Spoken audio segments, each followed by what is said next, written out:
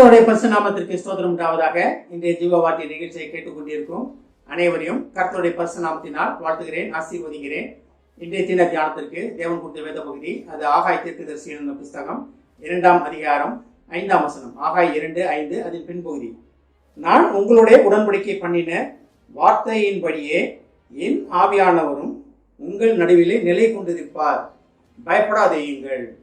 இன்றைய தினம் கர்த்தர் உங்களை நோக்கி சொல்கிற ஒரு வார்த்தை, பயப்படாதேயுங்கள், பயப்படாதிருங்கள். ஏன் பயப்படாதிருங்கள்ன்றாரா? கம்ஃபர்டர், ஆறுதல், தேர்தல் அளிக்கும் ஆவியானவர் உங்கள் நடுவிலே உங்களுடனே வாசம் பண்ணி கொண்டிருக்கிறார். அதனால அவர் என்ன சொல்றாரு? பயப்படாதீங்க. தேவ ஆவியானவர் உங்களோட வாசம் பண்ணுவதை எப்படி நீங்க தெரிந்து கொள்வது? தேவ ஆவியானவர் வாசம் பண்ணுவதை தெரிந்து கொள்ள வேண்டிய பொறுப்பு நம்மிடத்தில் கொடுக்கப்பட்டிருக்கிறது. ஆவியானவர் நம்மளுடனே இருக்கிறார். பரிசுத்த ஆவியானவர் அபிஷேகம் உங்கள் அனைவர் மேலும் இருக்கிறது. இல்லாட்டி பைபிளை படிச்சு பாருங்க, மாம்சமான யாவர் மேலும் என் ஆவியை ஊற்றுவேன் அப்படின்னு தேவனோட வாக்கு பண்ணின தேவன், வாக்கு மாறாதவர். அப்ப உங்கள் மேலே தேவ ஆவியானவர், பரிசுத்த ஆவியானவர் உங்களுடனே இருக்கிறார். அது எப்படி சொல்றாரு பாருங்க, நான் உங்களுடனே உடன்படிக்கை பண்ணினபடியே.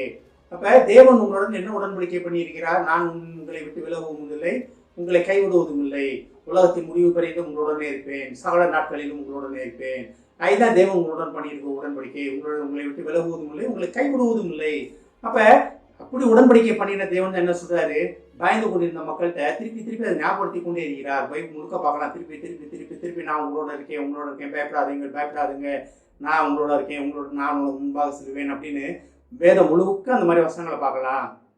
அதை கேட்டுக்கொண்டிருக்கும் விசுவாசிகளே, ஒருவேளை பயத்தில் இருக்கீங்களா? தேவன் கைவிட்டார் அப்படின்ற நிலைமையில் இருக்கீங்களா? இதுக்கும் பயப்படாதீங்க.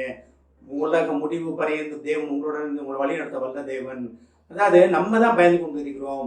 பயத்தின் ஆவி யார் கொடுக்குறதுன்னா, உலகத்தின் அதிபதி தான் பயத்தின் ஆவியை கொடுக்கிறது.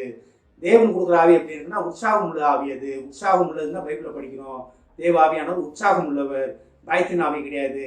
நம்மளை எந்த நிலைமையில இருந்தாலும் சரி, நீங்க எந்த நிலைமையில எந்த இடத்துல எவ்வளோ மோசமான இடத்துல இருந்தாலும் சரி, தேவனை நோக்கி பார்க்கும் பொழுது, தேவ பிரகாசம் உங்கள் மேல் வீசும் பொழுது, தேவ ஒளி உங்கள் மேல் படும் பொழுது நீங்க உற்சாகத்தின் ஆவியை நிரப்பப்படுறீங்க. தேவன் உங்களுடன் இருப்பதை உணர்ந்து கொள்கிறீங்க.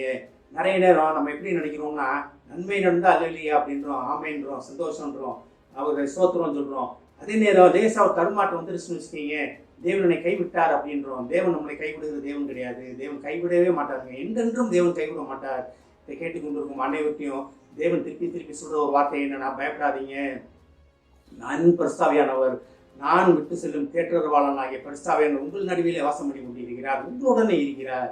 எதுக்கு பயப்படுறீங்கன்னு தான் தேவன் திருப்பி சொல்றாரு. ஒருவேளை தேவன் கைவிட்டாருமா? கிடையாது. ஒருவேளை தேவ சித்தத்தை அறிந்து கொள்ளாமல் நம்ம சுழற்சியில் நடக்கும்போது தான் நம்மளுக்கு அந்த தடங்களுக்கு பிரச்சனைகள்லாம் வருது. ஆனால் தேவனோட சித்தத்தை அறிந்து கொண்டு அதன்படி நடக்கும்போது நம்ம வாழ்க்கையில் எங்கேயுமே பயமே கிடையாது, எங்கேயுமே தடங்கள் கிடையாது, எங்கேயுமே பிரச்சனை கிடையாது, எங்கேயும் தோல்வி கிடையாது.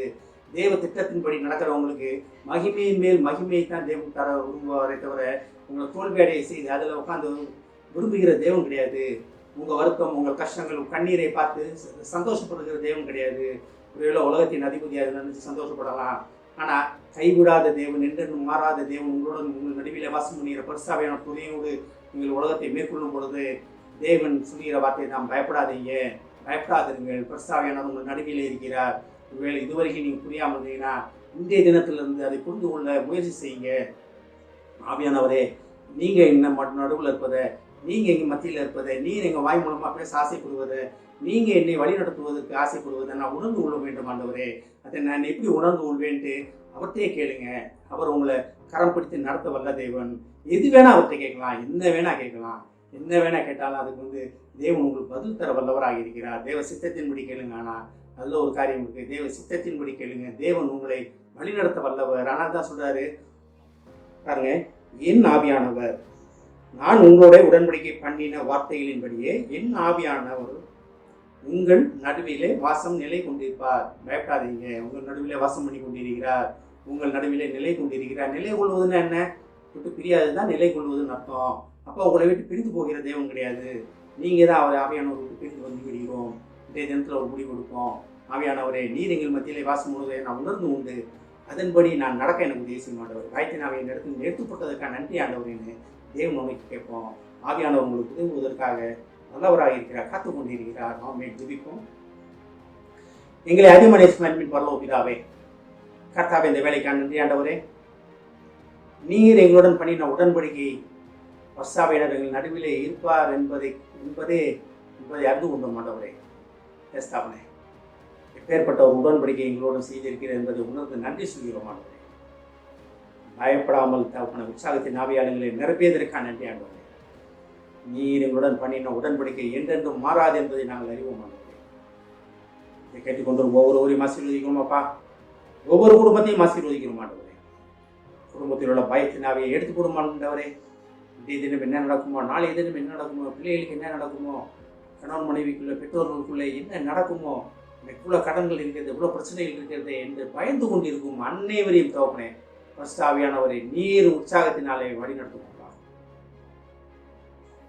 சகல போராட்டத்திற்கும் விடுதலை நீர் ஒருவரே என்பதை உணர்ந்து அதன்படி நடக்க உதவி செய்யும். ஆசீர்வதிக்கணும். இயேசுவின் மூலமாக கேட்கிறேன் நல்ல பிதாவே, ஆமென். கர்த்தர் உங்களை ஆசீர்வதிப்பாராக.